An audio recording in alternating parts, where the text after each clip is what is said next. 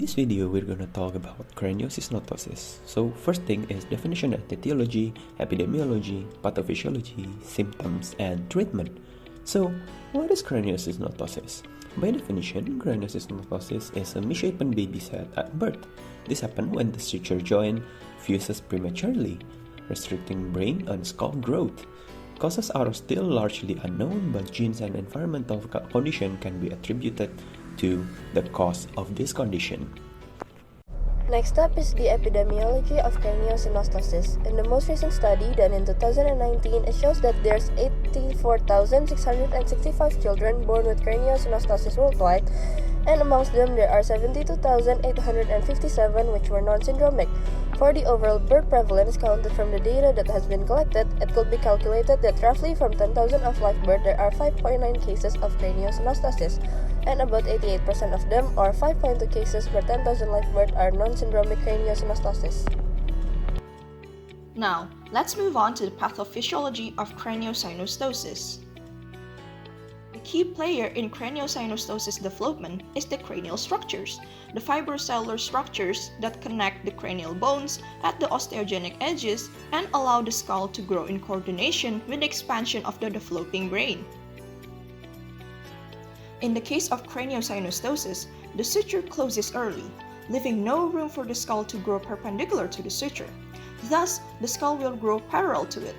This results in cranial deformity and could potentially increase intracranial pressure.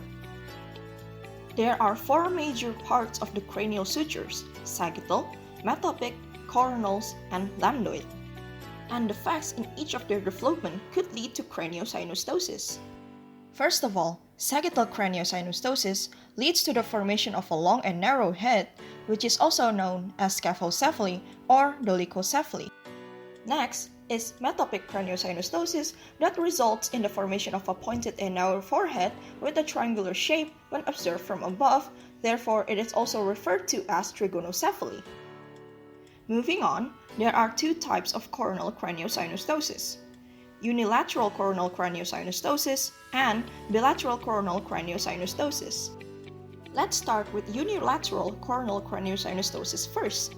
So, it causes the formation of an ipsilateral forehead as well as an elevation on the ipsilateral sphenoid wing and orbital roof, in which this elevation is also called harlequin eye deformity due to the frontal X-ray view resembling that of a masquerade mask, although the head shape itself is known as plagiocephaly.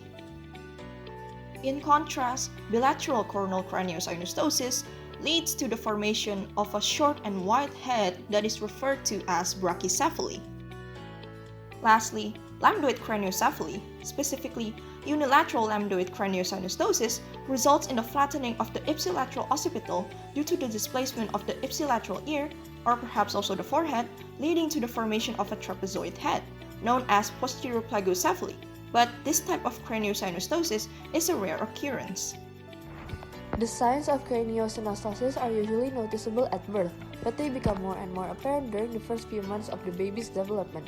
Some signs and symptoms include a misshapen skull, with the shape depending on which of the sutures are affected, development of a raised hard ridge along the affected sutures with a change in the shape of the head that's not typical.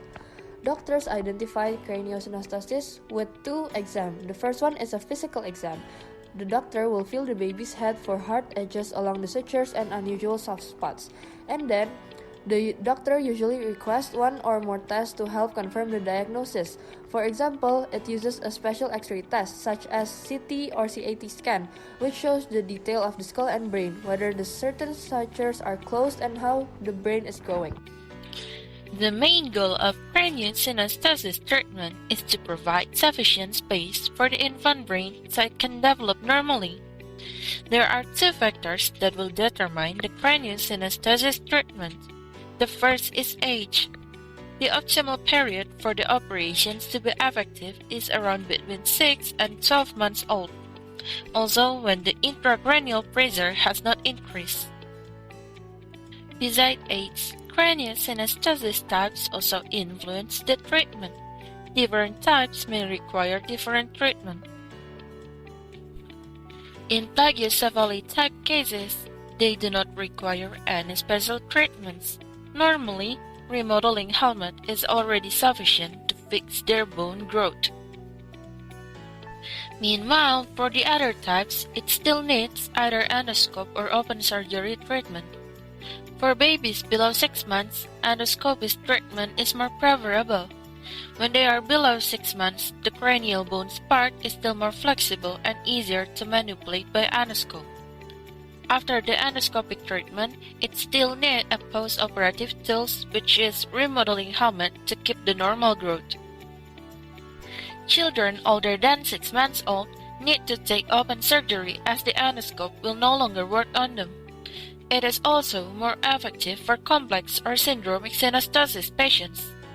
Open surgery provides a better remodeling for the cranial vault and skull base. Despite the effectiveness of open surgery, it still has some concerning disadvantages. Post-surgical effects will include post-operative hyperthermia, a possibility to get meningitis, subgaleal and subcutaneous hematoma, dramata rupture, cerebrospinal fluid leakage, and lastly blood loss.